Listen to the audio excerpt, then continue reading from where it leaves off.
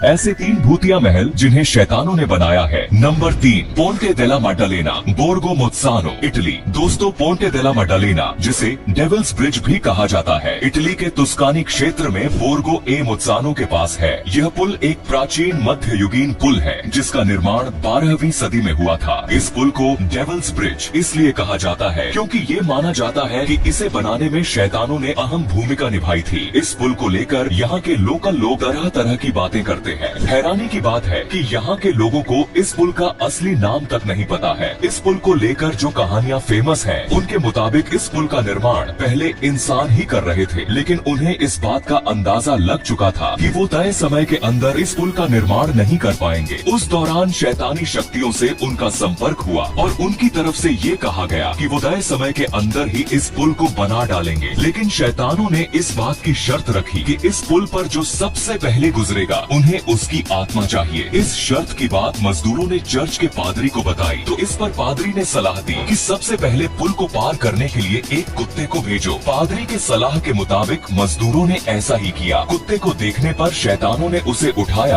और नदी में कूद गए और तब से आज तक उन्हें वापस कभी दोबारा नहीं देखा गया। इसी कहानी से जुड़ी एक और बात ये कही जाती है कि उस कुत्ते की आत्मा अभी भी अक्टूबर लास्ट में दिखाई देती है और कहा जाता है इस कुत्ते को उस आर्किटेक्ट की तलाश है जिसने उसे शैतान के पास भेजा था। अब वास्तव में इसके पीछे का रहस्य क्या है? क्या उस समय ऐसा ही कुछ हुआ था? इस बारे में कोई ठोस प्रमाण तो नहीं है, लेकिन इटली में बना हुआ ये खूबसूरत पुल आज भी अपने इर्द गिर्द कई रहस्यों को समेटे हुए है। Number 2, Yester Castle, East Lothian, Scotland. Yester Castle एक ऐतिहासिक किला है जो ईस्ट लोथियन, स्कॉटलैंड में स्थित है, जिसे 13वीं सदी में सर ह्यूगो डे गिफार्ड ने बनवाया था। सर ह्यूगो डे गिफार्ड एक फेमस जादूगर और नेक्रोमांसर के रूप में भी जाने जाते थे। नेक्रोमांसर वो लोग होते हैं जो मरे हुए लोगों से बात करने के लिए उन्हें मंत्रों द्वारा जिंदा करते हैं। इस किले के निर्माण के बारे में कई प्राचीन कहानियां फेमस हैं, जिनके मुताबिक कहा जाता है कि इसे भूतों और शैतानी शक्तियों ने बनाया था। किले का सबसे मशहूर हिस्सा